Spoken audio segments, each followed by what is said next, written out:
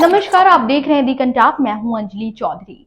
श्री कृष्ण जन्मभूमि और शाही ईदगाह मस्जिद मामले में कई सालों से विवाद चला आ रहा है, जिसे लेकर मथुरा की स्थानीय अदालत ने श्री कृष्ण जन्मभूमि और शाही ईदगाह मस्जिद की विवादित जमीन के सर्वे कराने का आदेश दे दिया है। कोर्ट के आदेश के मुताबिक सर्वे का काम 2 जनवरी से शुरू होगा। जिला कोर्ट ने सरकारी आमीन को सभी पक्षों की मौजूदगी में सर्वे करने का निर्देश दिया है। कोर्ट ने 20 जनवरी 2023 तक सर्वे रिपोर्ट जमा करने को कहा है। अगली सुनवाई 20 जनवरी को ही होगी। ईदगाह मस्जिद मथुरा के श्री कृष्ण जन्मभूमि मंदिर के ठीक बगल में है। चलिए जानते हैं याचिका में आखिर मांगे क्या थी। लाइव लॉ की रिपोर्ट के मुताबिक जिला कोर्ट का यह आदेश हिंदू सेना के राष्ट्रीय अध्यक्ष विष्णु गुप्ता की याचिका पर आया है। याचिका में शाही ईदगाह परिसर पर कब्जे और वहां मौजूद ढांचे को गिराने की मांग की गई थी। कोर्ट ने मामले में सभी पक्षों को नोटिस जारी किया है। वहीं मथुरा कोर्ट में इस विवाद से जुड़ी कई दूसरी याचिकाओं पर भी सुनवाई जारी है।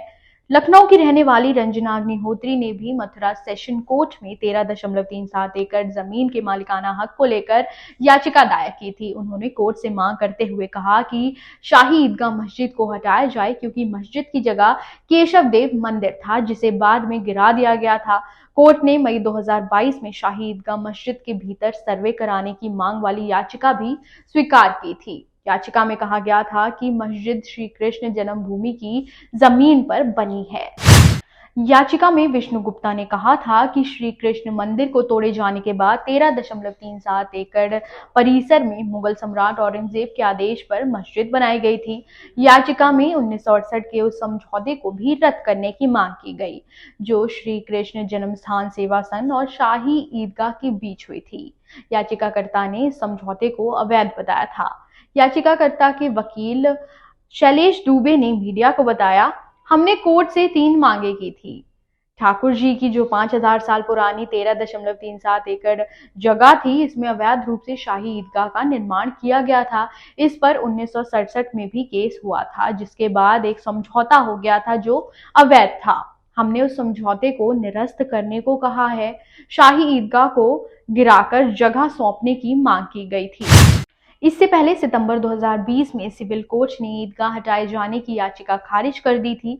कोर्ट ने तब कहा था कि इस मसले पर 1968 में ही समझौता हो चुका है, अब याचिका दायर करने का कोई मतलब नहीं है। दूसरी बात, 1991 का प्लेस ऑफ वर्शिप एक्ट भी इस याचिका को स्वीकार करने की इजाजत नहीं देता।